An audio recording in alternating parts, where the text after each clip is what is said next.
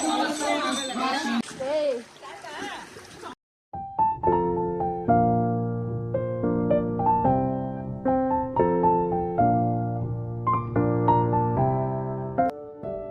Everyone, welcome back.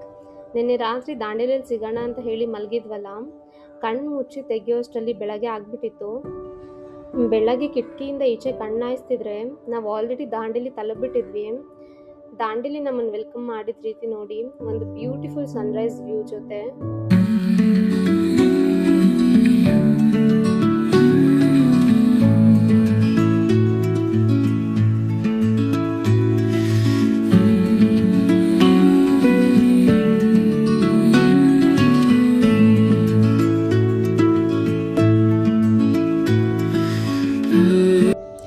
ಕೆಲವೊಮ್ಮೆ ನಾವು ಹೋಗೋ ಜಾಗಕ್ಕಿಂತ ಹೋಗೋ ದಾರಿನೇ ತುಂಬ ನೆನಪಲ್ಲಿರುತ್ತೆ.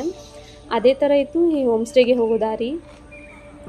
ಒಂದು ಬ್ರೇಕ್ ಬೇಕಪ್ಪ, ಯಾವುದಾದ್ರೂ ಹಾಲಿಡೇ ಸ್ಪಾಟ್ಸ್ಗೆ ಹೋಗಬೇಕು ಅಂತ ನಾವೆಲ್ಲ ಅಂದ್ಕೊಳ್ತೀವಿ. ಆದರೆ ಕೆಲವೊಮ್ಮೆ ಆ ಯೋಚನೆಗಳಿಂದ ಒಂದೇ ಅರ್ಥ ಇರುತ್ತೆ, ಪ್ರಕೃತಿ ನಮ್ಮ ಸುತ್ತಲೂ ಇರಬೇಕು, ಅದ್ರ ಮಧ್ಯೆ ನಾವು ಒಂಚೂರಾದರೂ ಟೈಮ್ ಸ್ಪೆಂಡ್ ಮಾಡಬೇಕು ಅನ್ನೋದು. ಅದಕ್ಕೆ ಹೇಳಿ ಮಾಡಿಸ್ದಂಗೆ ಇದ್ದಿದ್ದು ಈ ಜಾಗ. ಹೋಮ್ ಸ್ಟೇಗೆ ರೀಚ್ ಆಗ್ತಿದ್ದಂತೆ ಕಪಲ್ಸ್ ಎಲ್ಲ ಕೈಯಲ್ಲಿ ರೋಸ್ ಇಟ್ಕೊಂಡು ತಮ್ಮ ಪಾರ್ಟ್ನರ್ಸ್ಗೆ ಫೀಲಿಂಗ್ಸ್ನ ಎಕ್ಸ್ಪ್ರೆಸ್ ಮಾಡೋಕ್ಕೆ ಶುರು ಮಾಡಿದ್ರು. ನಿಜ ಹೇಳಬೇಕು ಅಂದರೆ ನಾವೆಲ್ಲ ಎಮೋಷನ್ಸ್ನ ಮಾತಲ್ಲಿ ಹೇಳೋದ್ರಲ್ಲಿ ಅಷ್ಟೊಂದು ಎಕ್ಸ್ಪರ್ಟ್ಸ್ ಇರೋದಿಲ್ಲ. ಆದರೆ ಈ ಥರ ಸಣ್ಣ ಪುಟ್ಟ ಜೆಸ್ಟರ್ಸ್ ಮತ್ತು ಆ್ಯಕ್ಷನ್ಸ್ ಒಂದು ಬ್ಯೂಟಿಫುಲ್ ಮೆಮೊರೀಸ್ನೇ ಕ್ರಿಯೇಟ್ ಮಾಡಿಸ್ಬಿಡುತ್ತೆ. ಹಾಗೆ ಆ ದಿನ ಕೂಡ ಒಂದು ರೋಸ್ ಮತ್ತು ಸ್ಮೈಲಿಂದ ಸ್ಟಾರ್ಟ್ ಆಗಿದ್ದು ಟ್ರಿಪ್ನ ಒಂದು ಕ್ಯೂಟ್ ಮೆಮೊರೀಸ್ ಆಗಿ ಉಳಿತು. ಈಗ ಇಲ್ಲಿ ನೀವು ನೋಡ್ತಿರೋರೆಲ್ಲ ಅಥ್ಲೆಟ್ಸೇ, ಆದರೆ ಯಾವ ಮ್ಯಾರಥನ್ಗೆ ಪ್ರಾಕ್ಟೀಸ್ ಮಾಡ್ತಿದ್ದಾರೆ ಅಂತ ಮಾತ್ರ ಕೇಳಿಬಿಡಿ, ಯಾಕಂದರೆ ಎಲ್ಲ ಅವ್ರ ಲೈಫಲ್ಲಿ ದಿನಾನು ಓಡ್ತಾನೆ ಇರ್ತಾರೆ. ಆದರೆ ಈ 3 days ಮಾತ್ರ ಎಲ್ಲದಕ್ಕೂ ಒಂಚೂರು ಬ್ರೇಕ್ ಹಾಕಿ ತಮ್ಮ ಮೂಮೆಂಟ್ಸ್ನ ಎಂಜಾಯ್ ಮಾಡ್ತಿದ್ರು.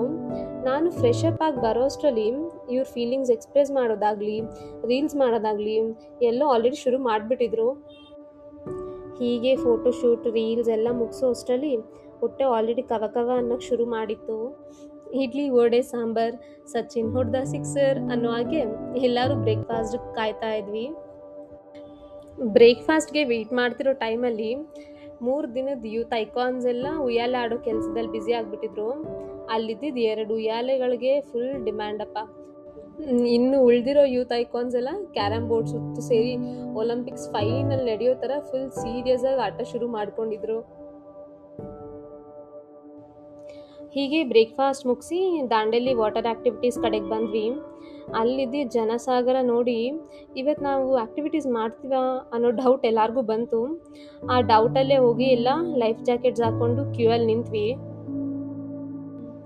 ಅಲ್ಲಿ ಬೋಟಿಂಗ್ ಮಾಡ್ತಿರೋರನ್ನ ನೋಡ್ತಾ ನೆಕ್ಸ್ಟ್ ಚಾನ್ಸ್ ನಮ್ಗೆ ಯಾವಾಗ ಬರುತ್ತೋ ಅಂತ ಕಾಯ್ತಿದ್ವಿ. ಫೈನಲಿ ಈಗ ನಮ್ಮ ಟರ್ನ್. ಎಲ್ಲರೂ ಬೋಟ್ ಹತ್ತಿ ನಮ್ಮ ರೈಡ್ನ ಶುರು ಮಾಡಿದ್ವಿ.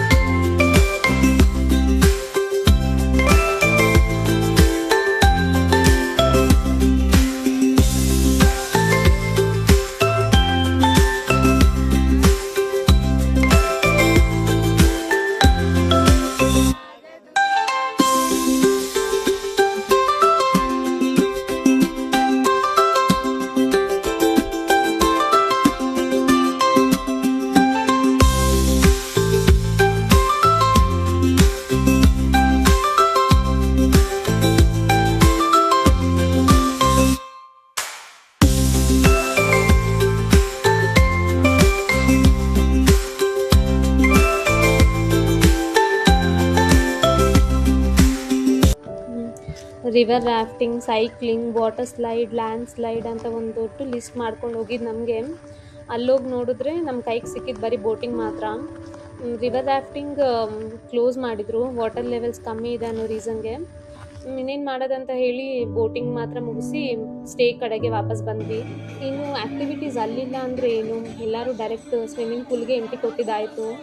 ಸ್ವಿಮ್ ಬರ್ತಿತ್ತೋ ಇಲ್ವೋ ಗೊತ್ತಿಲ್ಲ, ಆದರೆ ಎಲ್ಲ ನೀರಿಗೆ ಇಳ್ದು ಡ್ಯಾನ್ಸ್ ಮಾಡಕ್ಕೆ ಶುರು ಮಾಡಿದ್ದು.